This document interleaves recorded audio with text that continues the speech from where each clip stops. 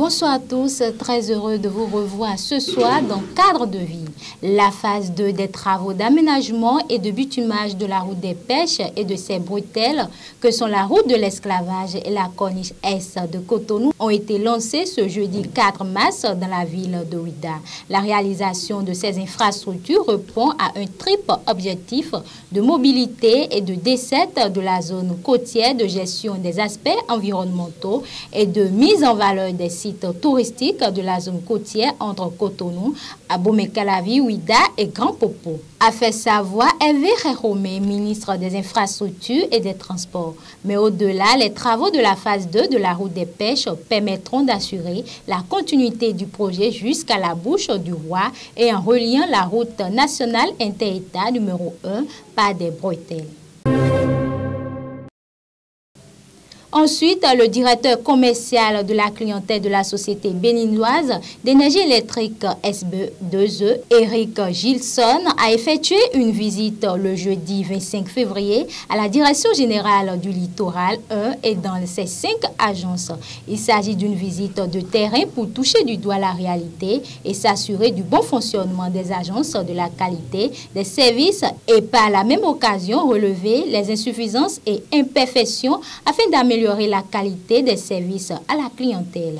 Cette visite de terrain est la deuxième depuis sa nomination. Le nouveau directeur commercial et de la clientèle avait visité la direction régionale de l'Atlantique et ses agences pour les mêmes objectifs entre-temps.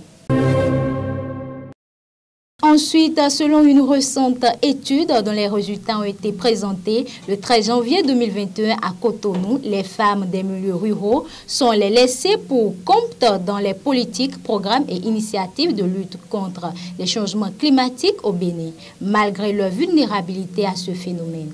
Menée par le laboratoire Climat Écosystème, Eau et Développement, l'ACED, en partenariat avec le Centre de recherche pour le développement international, CRDI, cette étude est la première étape de la mise en œuvre du projet Genre, Équité et Changement climatique, piloté par le Centre de recherche et d'expertise pour le développement local, CREDEL.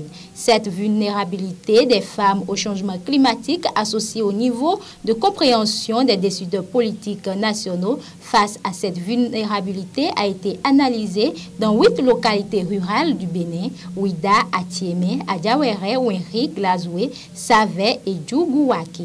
Dans les documents de politique qui ont été analysés, nous avons constaté que la question du genre n'est pas suffisamment prise en compte pour l'adaptation et la gestion des changements climatiques au Bénin, explique Yabi Ibouraïma, professeur d'agroclimatologie à l'université d'Abomey-Calavi et membre de l'ACED.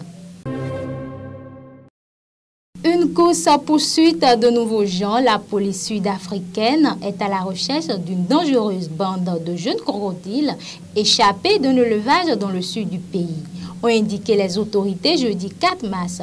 Le nombre exact de ces crocodiles du Nil s'étend fait la malle à travers un trou dans le grillage d'une ferme située à plus de 150 km à l'est du Cap.